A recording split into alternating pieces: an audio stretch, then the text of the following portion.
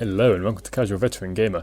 In the video today I'm going to give a summary of and some news from Panel from Hell 3. The video in the background is just some random footage from patch 4 and I will be making an in-game video about the changes from patch 5 next. First of all, Panel from Hell 3, A Most Noble Sacrifice, was streamed from Gravenstein Castle in Belgium and has served as quite the thematic location. The name was commonly interpreted as meaning that we would be getting the Paladin class, but we were informed before the stream via an interview that we were not going to be given any new classes.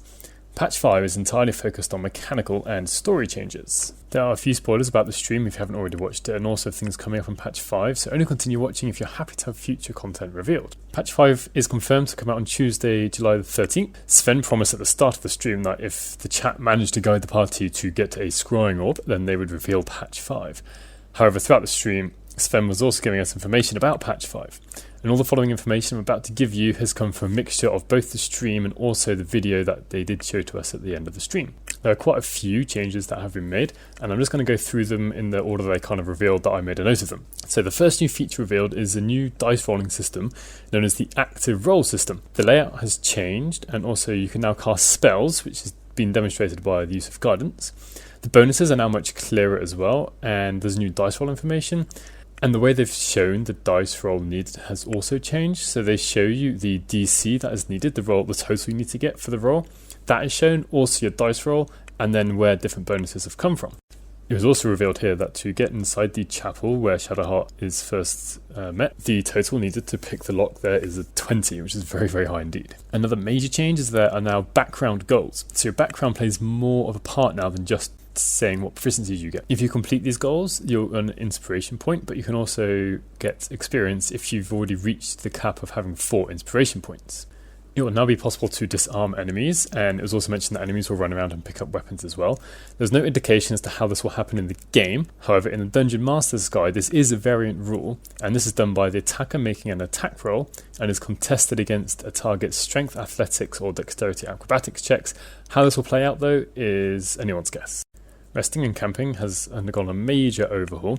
So 2 kind of main differences. One is that you won't always go back to camping and resting in the wilderness. You can now have a kind of a mini camp wherever you are. So if you're in a chapel and you have a rest, you'll rest in the chapel rather than going back to the wilderness. Secondly, this is kind of a much more mechanical change, is you now need to use camp supplies to get a long rest, so it seems. From the look at the patch 5 trailer video, this seems to be either using food or there are items known as camp supplies, I think it was. And this is going to be quite a big change to the game because you will need to be collecting things for your camp and to have long rests while you're out and about.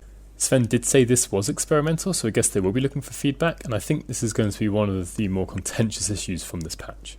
Jump and disengage have been separated, and a shortcut for making jump easier but not perfect, as quoted by Sven. It was mentioned, and you can see in the trailer video, that disengage is an action and jump will be a bonus action. New permutations and content have been added, and it's been confirmed that we will now be able to free Shadowheart during the tutorial. There have been a couple of changes to spells. Sven mentioned during the stream that they will be themed graphically, so it will be more obvious which spells belong to which class, but there's no mention of whether wizards will still be able to copy all the spells into the spellbook or not. Also, there was a question during the stream where people were asking if there'll be new spells, and Sven seemed to think that there were some new spells, but he also said it wasn't really the main focus of the patch. He didn't actually specifically mention any spells. It was said that there have been some AI improvements, that now feels like the AI kind of knows how to play the game better, so perhaps will be smarter and perhaps therefore a bit more difficult to beat. The characters will now speak whenever you click, like in previous Baldur's Gate games, but they will now be kind of like contextual, so lines of dialogue will be different depending on whether you are hiding or presumably picking something up or just moving somewhere. It will now be possible to break concentration at will. There'll be a little icon on the character's portrait which you can just click and then concentration will be dropped. Pacifist friends will be easier now because there will be the possibility to choose non-lethal damage before you attack.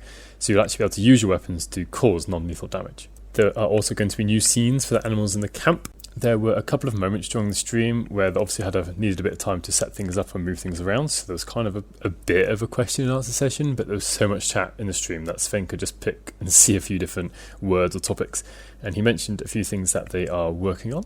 First of all, he said that the jury is still out on whether they will release level 5 during early access. Multiclassing is something they've pledged and has been reconfirmed, but he said also that it will be definitely later in early access, so I wouldn't expect it anytime soon. Sven also mentioned that reactions will be changed and improved, but not in patch 5, and there were no specifics given as to how they would be improved and changed. Inventory management is known to be difficult and is being worked on, but again, no specifics here. The choice of difficulty levels were put in much later in early access, I'm guessing just before they released the game, by the way Sven was speaking about it. And lastly, lots of changes to cinematics have been promised in future patches, though from what I've seen, there will be some cinematic changes anyway already.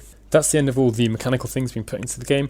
For the last section of the video, I'm just going to talk a bit about the Panel from Hell 3 and the production itself. From reading forums and Reddit and other places online, I know some people think that the whole idea of the Panel from Hells is a waste of time and resources, but considering that Dungeons & Dragons is, as one of the players in one of my groups says, just a bunch of friends badly acting and rolling dice, I feel this fits right in.